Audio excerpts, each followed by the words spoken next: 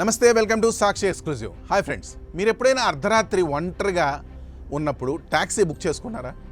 ఫోన్లో driver photo చూడగానే మీకు ఒళ్ళు గగురుపడిస్తే ఎలా ఉంటుంది? అవును, చైనాలో ఇప్పుడు ఒక వింతైన భయంకరమైన స్కామ్ వెలుగులోకి వచ్చింది. దానికి సంబంధం ఉంది. దీన్నే గోస్ట్ ట్యాక్సీ స్కామ్ అని పిలుస్తున్నారు. అసలు ఈ దెయ్యం ట్యాక్సీలు అంటే ఏంటి? ప్రయాణికులు కారు ఎక్కముందే వారి అకౌంట్ నుండి డబ్బులు ఎలా మాయమవుతున్నాయి? ఈ డిజిటల్ యుగంలో జరుగుతున్న అత్యంత వింతైన మోసం గురించి ఈ వీడియోలో వివరంగా తెలుసుకుందాం. సాధారణంగా మనం ఊబర్ లేదా చైనాలో ప్రసిద్ధి చెందిన డీడీ చుక్సింగ్ వంటి యాప్స్లో ట్యాక్సీ బుక్ చేసుకుంటాం. కానీ ఈ స్కామ్లో మీరు ట్యాక్సీ బుక్ చేయగానే మీకు ఒక డ్రైవర్ ప్రొఫైల్ కనిపిస్తుంది. ఆ ప్రొఫైల్ పిక్చర్ చూడగానే కస్టమర్స్ షాక్ గురవుతున్నారు. ఎందుకంటే ఆ ఫోటోలు చూడడానికి వికృతంగా, ముఖం మీద రక్తం చారలతో లేదా దెయ్యంలాగా భయంకరంగా ఉంటున్నాయి. ఇక్కడే దొంగలు తమ అసలు తెలివితేటలను ఉపయోగిస్తున్నారు. ఆ భయంకరమైన ఫోటోను చూడగానే ప్రయాణికులు భయపడి వెంటనే రైడ్ని క్యాన్సిల్ చేస్తారు. చైనాలోని ట్యాక్సీ యాప్ నిబంధనల ప్రకారం ఒకసారి రైడ్ కన్ఫర్మ్ అయ్యాక కస్టమర్ క్యాన్సిల్ చేస్తే కొంత మొత్తాన్ని క్యాన్సిలేషన్ ఫీజుగా చెల్లించాల్సి ఉంటుంది.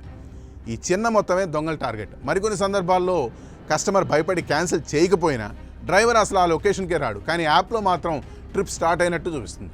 కొన్ని సెకండ్ల తర్వాత ట్రిప్ ముగిసినట్లు చూపిస్తూ ప్రయాణికుడి అకౌంట్ నుండి ఆటోమేటిక్గా డబ్బులు కట్ అయిపోతాయి. ప్రయాణికుడు ఫోన్ చేసి డ్రైవర్ని అడుగుదామన్నా ఆ నెంబర్ పనిచేయదు. ఈ గోస్ట్ డ్రైవర్లు డెడ్ ఫోన్ నెంబర్లు, దొంగిలించిన ఐడెంటిటీ కార్డులను ఉపయోగించి ఫేక్ అకౌంట్లు సృష్టిస్తున్నారు. వీరు కొన్ని ప్రత్యేకమైన సాఫ్ట్వేర్లను ఉపయోగించి జీపీఎస్ లొకేషన్ను మ్యానిపులేట్ చేస్తారు. అంటే వాళ్ళు ఇంట్లోనే కూర్చొని కారు రోడ్డు మీద వెళ్తున్నట్టు యాప్ను నమ్మిస్తారు. ఒక్కో ప్రయాణికుడి నుండి చిన్న చిన్న మొత్తాలే దోచుకున్న రోజుకు వేల మందిని మోసం చేస్తూ లక్షల రూపాయలు సంపాదిస్తున్నారు.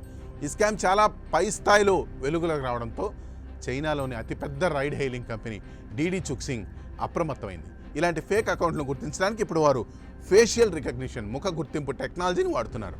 అంటే డ్రైవర్ రైడ్ స్టార్ట్ చేసే ముందే తన ముఖాన్ని కెమెరా ముందు చూపించాల్సి ఉంటుంది. ఇప్పటికే వందలాది గోస్ట్ అకౌంట్లను కంపెనీ అయితే బ్లాక్ చేసింది.